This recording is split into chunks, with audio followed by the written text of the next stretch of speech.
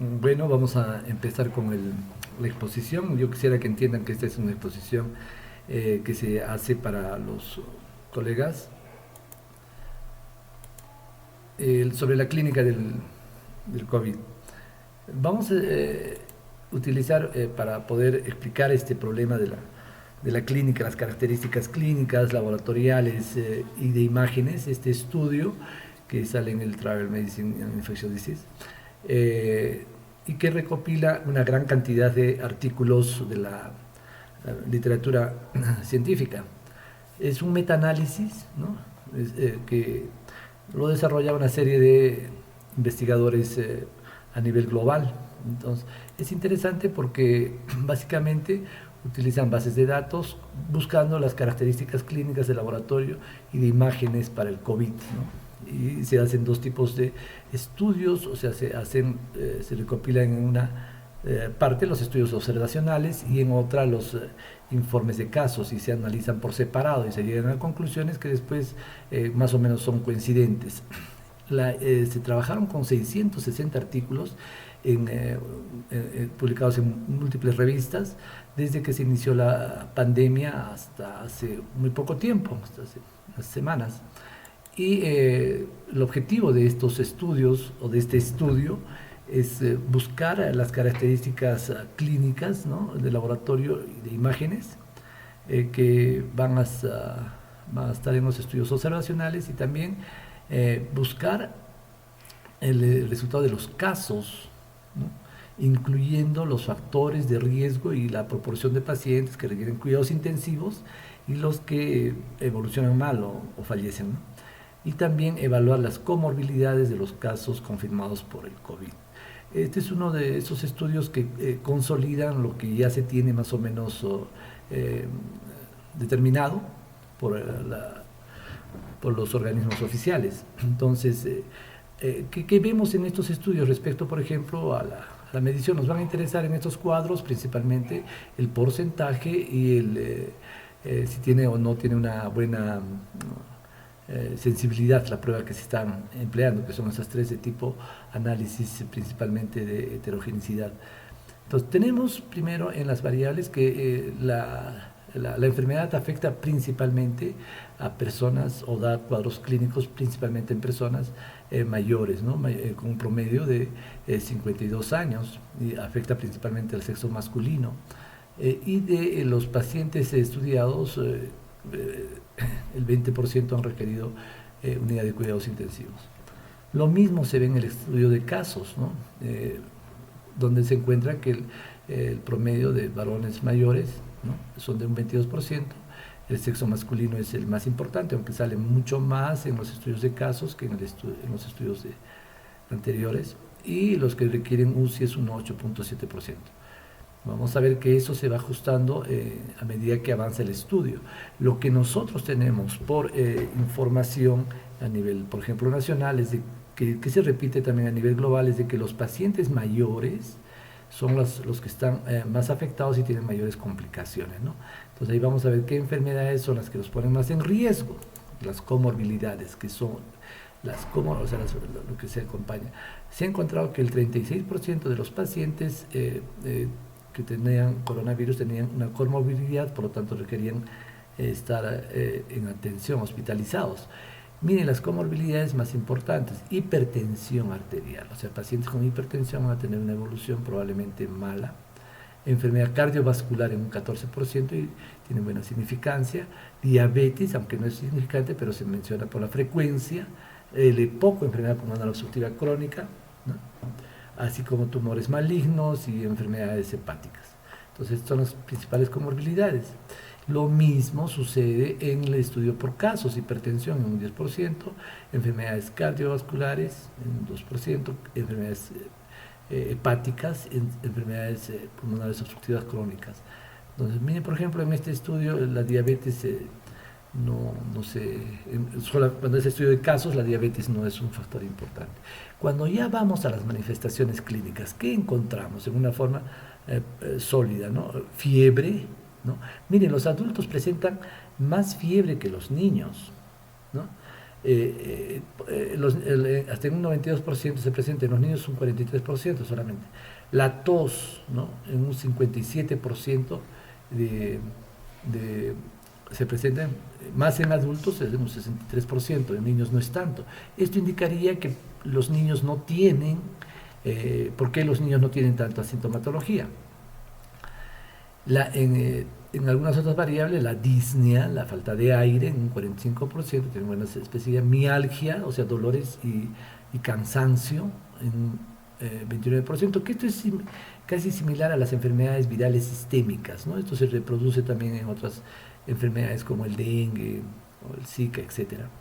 La producción de esputo, si bien nos han dicho que en un primer momento la enfermedad no produce, es una tos seca, no productiva, se ve que a medida que evoluciona el cuadro se produce pues producción de esputo.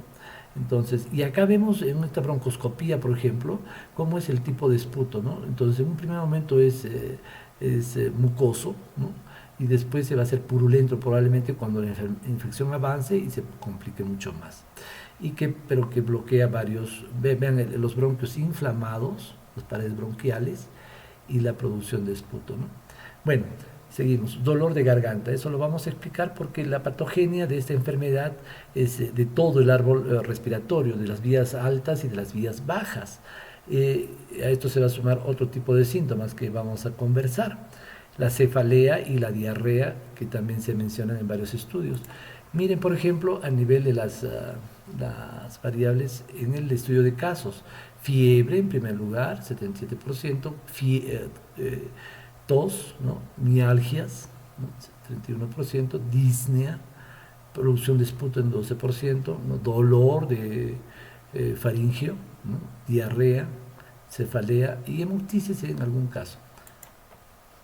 Esto ya se ha concretado o se ha consolidado como cuadros clínicos que vemos en esta imagen, que ya es conocida por todos, donde los síntomas más importantes, fiebre, tos y fatiga. Bueno, los síntomas no tan frecuentes, cefalea, congestión nasal, disminución del olfato, dolor de garganta, tos, disnea, dolor muscular, escalofríos, náusea, vómito y diarrea. Entonces, esto es interesante. Vean, por ejemplo, desde acá, ¿no? El compromiso de las vías aéreas superiores, o sea, la nariz, la orofaringe, la nasofaringe, ¿no? Que van a dar estos síntomas de anosmia, ¿no? Que tanto se menciona. O sea, hay una inflamación a nivel de la nasofaringe que va a hacer que el paciente no huela o no perciba los olores. En segundo lugar, es la inflamación a nivel de la orofaringe, de la laringofaringe, que va a dar el dolor de garganta, la sensación de quemazón, ¿no? Una faringitis, y seguidamente va a ser el compromiso pulmonar, ¿no? Con la tos, la tos siempre es irritación de las vías aéreas grandes, o sea, tráquea, bronquios, y la producción de esputo. Cuando tenemos eso ya hay que pensar que estamos teniendo afección a nivel alveolar. En enfermedad severa ya vamos a tener alteración de conciencia, la fiebre mucho más alta, hemoptisis, dificultad respiratoria evidente, si el paciente está entrando en un distrés respiratorio severo, el dolor torácico, que es mencionado por casi todos los pacientes que vienen, y el pulso ya comienza a fallar. Hay criterios de viremia, de sepsis, ¿no?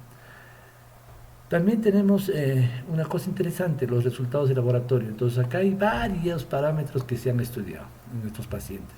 Entonces, tenemos, por ejemplo, una cuestión consistente, la disminución de la albúmina, la proteína C reactiva se eleva, ¿no? La desogenasa láctica también se eleva, hay linfopenia, ¿no? Y la velocidad de sedimentación globular se incrementa. Entonces, todos estos, la proteína C reactiva, la velocidad de sedimentación, son indicadores de cuadros inflamatorios sistémicos, y la linfopenia siempre se van a dar en enfermedades virales, ¿no? Las transaminasas también se elevan,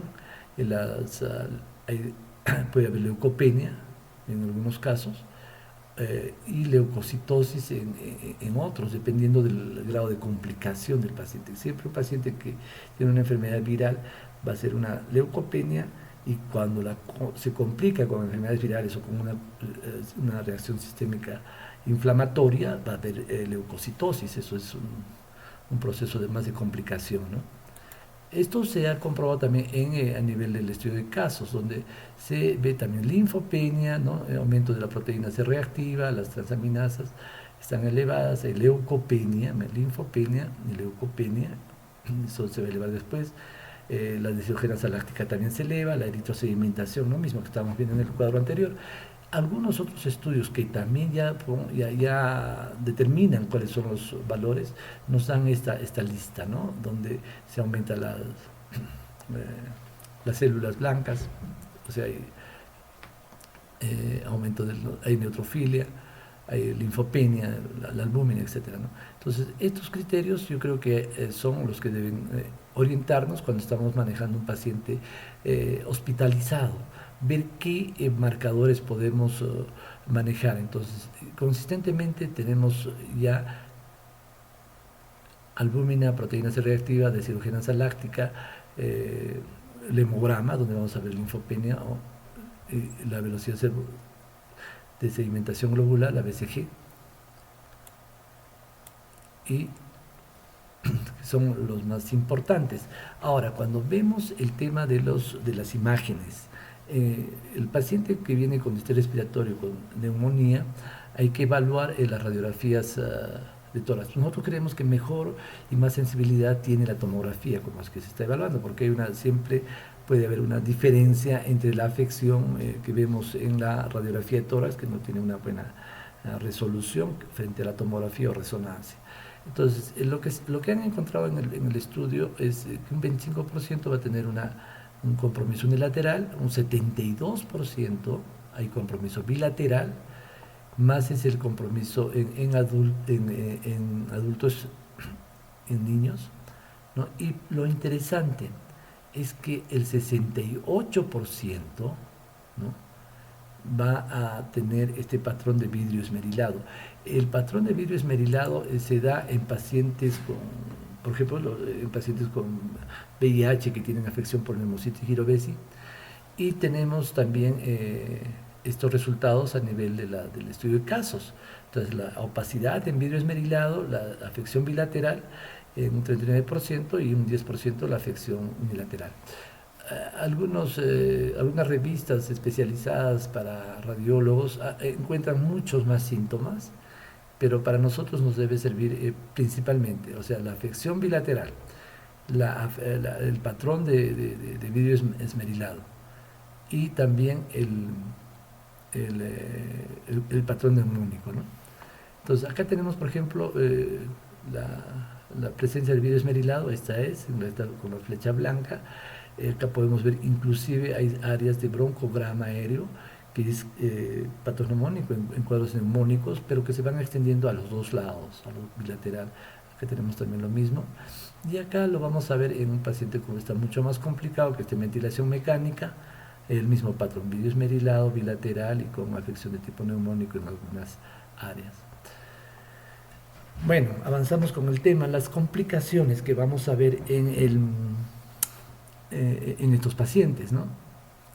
Una ARNemia, o sea, o una viremia, es el ARN viral, o sea que es similar a una bacteremia, pero por virus, ¿no? Entonces, esto es consistente, ya sea en los adultos o en los niños, inclusive un poco más en los niños, en un 96% en este estudio, o sea, casi todos los pacientes que están con cuadro clínico están haciendo una viremia. Eso es muy importante comprender, ¿no? Entonces eso tiene alta sensibilidad.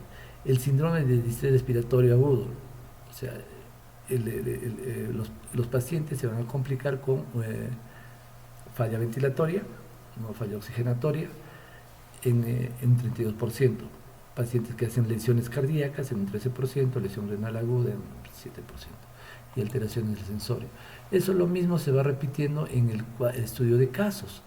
Y vamos al final a ir concretando en este estudio, no estudio, sino esta publicación de la OPS, donde de los pacientes graves, de los pacientes con COVID, 82% van a ser cuadros moderados, ¿no? 15% van a ser cuadros severos, probablemente estos pacientes requieran hospitalización, y de estos el 3% en general van a ser pacientes críticos. Nos hablamos hasta del 5%, ¿no es cierto? Y a nivel poblacional es mucho más. 3% van a ser cuidados críticos que probablemente requieran ventilación mecánica. Entonces, eso se ha visto también como complicación, ¿no? Infecciones secundarias, un 5%. Pacientes que han requerido hospitalización, un caso 87%. ¿No? Pacientes de alta, a la alta han sido recuperados 52% y han fallecido 14%. Entonces, estos son estudios que un poco nos cambian el esquema que teníamos, bueno, en la prensa en general, de que la mortalidad era muy baja, ¿no? El haber considerado mortalidades o letalidades muy bajas ha sido que relajemos nuestras medidas de tratamiento, de prevención, y en algunos casos ha llevado a catástrofes humanitarias. Bueno, en este estudio todos estos países son los que de todos estos países se han recolectado las informaciones en más de 120 publicaciones para casos, etcétera, ¿no? Entonces, las conclusiones, que era lo que queríamos llegar. Primero, esto sí lo vamos a hacer, la infección por el coronavirus está asociada a una mortalidad significativa, eso no hay que perder, especialmente en pacientes con afecciones crónicas. Al menos una quinta parte de los casos van a requerir atención de apoyo en unidades de cuidados intensivos. Ojo, a pesar de la implementación de intervenciones de apoyo óptimas, a pesar de todo lo que se le puede dar, la tasa de letalidad entre los pacientes hospitalizados es superior al 10%. Miren, esto es interesante, ¿eh? Porque acá hay un vacío y que no estamos comprendiendo bien cuántos pacientes hospitalizados fallecen y cuántos pacientes infectados fallecen, ¿no? Entonces, eso es importante. Y eso también está con el sesgo de la edad, como hemos visto. Si se vería en grupos de edad mayor, la tasa de fallecimiento es mayor, tasa de letalidad. Entonces, similar a otros patógenos respiratorios, el coronavirus tiene un curso rápido, ¿no es cierto? Y va a presentarse con fiebre, tos y disnea. Es importante ver la leucopenia, ¿no es cierto?, y la progresión al síndrome de distrés respiratorio. O sea, eso es importante evaluar en los pacientes críticos, cómo van su leucopenia. Bueno, hasta acá hemos llegado en una forma muy rápida. Hemos tratado de dar algunas pautas revisando este estudio, que me parece un estudio muy interesante y que por lo menos estamos sustentando algunas propuestas que las presentaremos en el próximo video para poder identificar a nivel de la comunidad a los pacientes que están desarrollando cuadros mucho más severos. Bueno, muchas gracias por acompañarnos una vez más. Hasta el próximo video. Saludos.